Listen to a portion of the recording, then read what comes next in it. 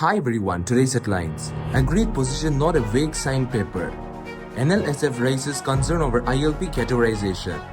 NSCN-K Congo orders cessation of late-night activities in Dimapur. Young Ang-led NSCN-K opposes Myanmar NSCN-Angmai ceasefire. News in details. Agreed position not a vague signed paper.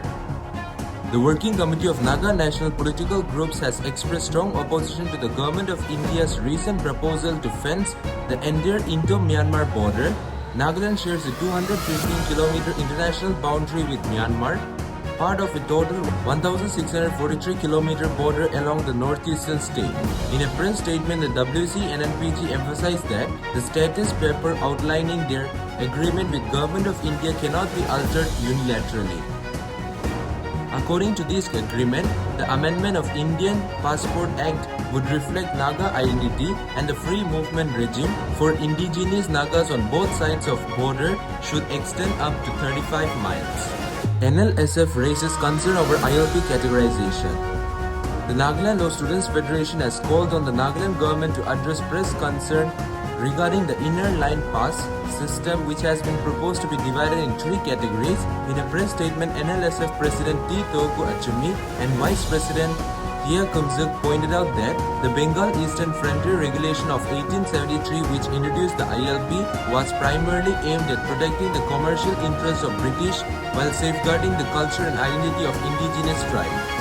Nowhere in the Regulation 5 of 1873 the word permit was mentioned, but the word pass was only mentioned, and there is a complete difference between the word pass and permit. NSCN-K Congo orders cessation of late-night activities in Dimapur.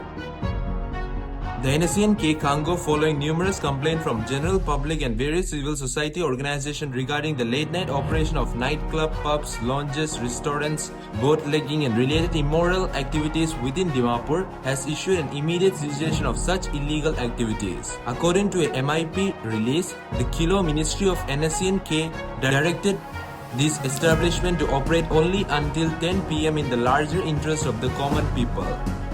The NSCN-K also expressed dismay over the state governments and local security forces' lackadaisical attitude, which turns a deaf ear and blind eye to these illegal activities, thereby failing to control them. This situation has prompted the NSCN-K to issue this press statement once and for all, it asserted.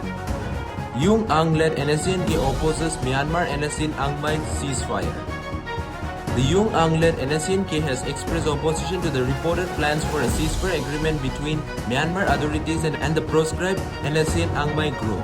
In a MIP statement, Young Ang-led NSCN-K questioned the legitimacy of any agreement that may arise from this discussion, asserting that the NSCN-Angmai group lacks a political agenda and does not represent the aspiration of the Naga people.